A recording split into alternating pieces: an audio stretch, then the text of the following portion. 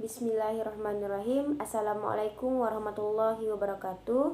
Perkenalkan, nama saya Syafira Fadiansari, NIM 1190791 dari kelas 4A Prodi Perbankan Syariah. Nah, video saya kali ini di sini saya akan menjawab soal UAS mata kuliah Ulumul Hadis. Nah, langsung saja soal yang pertama, yaitu apa pendapat Anda tentang hadis doif dan bolehkah beramal dengan hadis doif? Berikan contoh hadis doif yang boleh diamalkan dan yang tidak boleh diamalkan.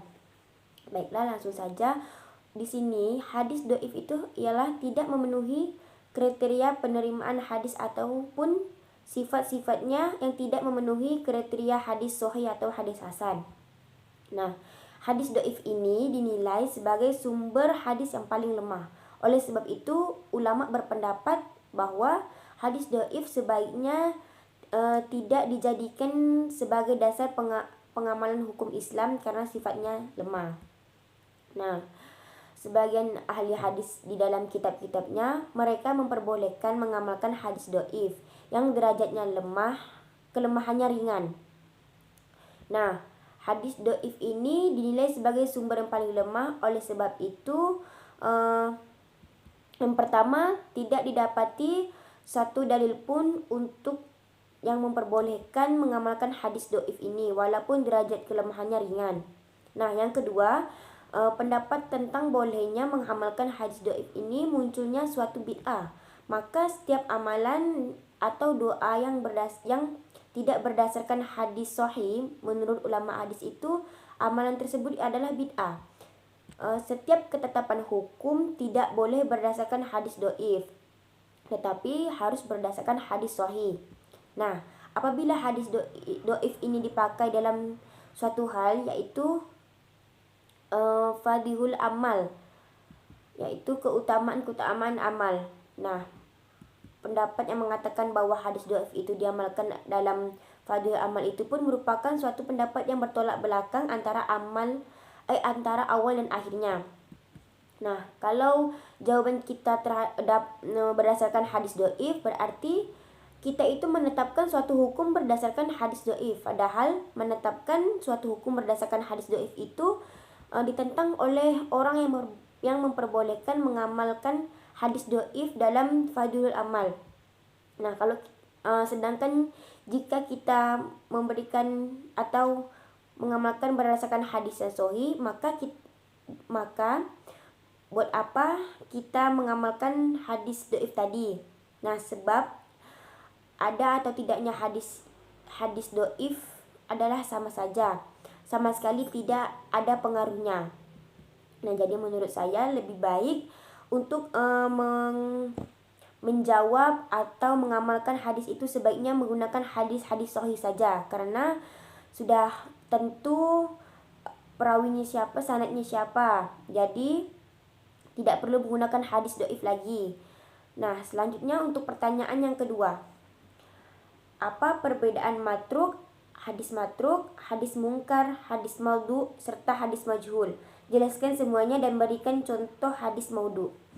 Nah, di sini hadis matruk yaitu hadis yang diriwayatkan oleh orang yang dianggap pendusta, baik pada hadis Nabi maupun ucapan atau dikenal kefasikannya. Nah, hadis mungkar di sini adalah hadis perawinya yang lemah serta bertentangan dengan hadis yang perawinya thiqah, yaitu dapat dipercaya. Hadis maudhu di sini termasuk hadis yang paling parah kedaifannya. Bahkan sebetulnya maudhu ini bukanlah hadis karena tidak termasuk dari perkataannya, perbuatan dan ketetapan Rasul. Sebab itu sebagian ulama tidak memasukkan maudhu ini sebagai kategori hadis doif. Nah, sedangkan hadis majhul adalah hadis yang dimana seorang perawinya tidak dikenal dari jati dirinya dan identitasnya.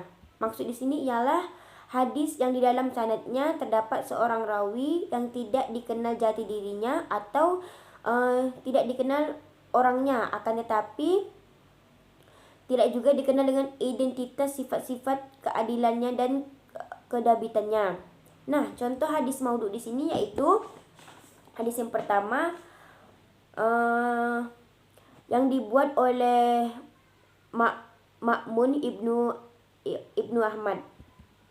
Nah, man rafa'a yadaihi fi ruku'i fala sholata lahu. Yang artinya barang siapa yang mengangkat kedua tangannya di waktu ruku, maka tidak sah sholatnya.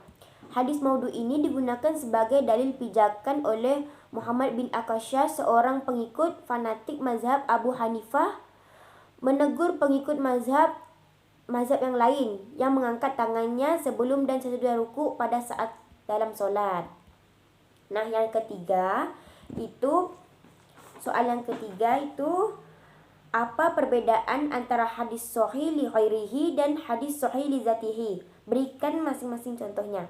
Nah, di sini hadis sahih li ghairihi adalah hadis hasan li zatihi ketika diriwayatkan dari jalur lain yang semisalnya dengan atau lebih kurang darinya.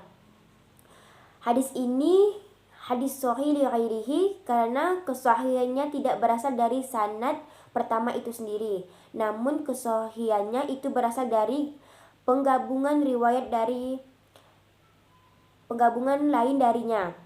Dinamakan hadis sahih li ghairihi karena kesahihannya tidak berasal dari sanad awalnya sendiri, melainkan dari masuknya sanad lain yang menguatkannya.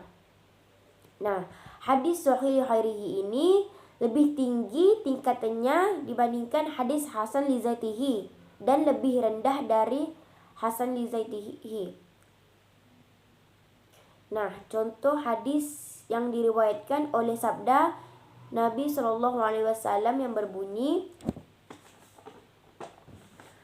abta alaina bil ibilan baqala isa min ibilis sadaqati ila mahiliha. Yang artinya, jauhlah kepada kami unta dengan menggantikannya dari unta ketika sudah sampai tempatnya. Nah, hadis sahih li zatihi. Hadis sahih li zatihi ini dinamakan tersebut bersikap adil sama seperti hadis hasan li zatihi. Nah, hadis yang diriwayatkan At-Tirmizi nomor 22 dalam kitab Sunan beliau dari hadis Muhammad bin Amr dari Amr bin Salamah dari Abu Hurairah radhiyallahu anhu bahwa Nabi SAW bersabda, laula an asyaqa ala ammati ala lam rotahum bi siwaki inda kullu salati. Kalaulah tidak khawatir dan memberatkan umatku, maka aku akan memerintahkan mereka untuk bersiwak setiap menjelang sholat.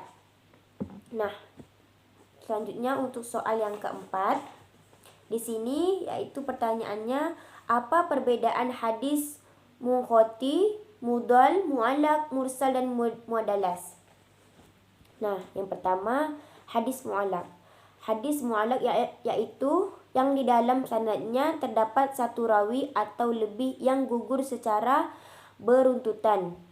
Nah, hadis munqati adalah hadis yang di dalam sanadnya terdapat satu orang rawi yang gugur sebelum sahabat dimanapun tempatnya.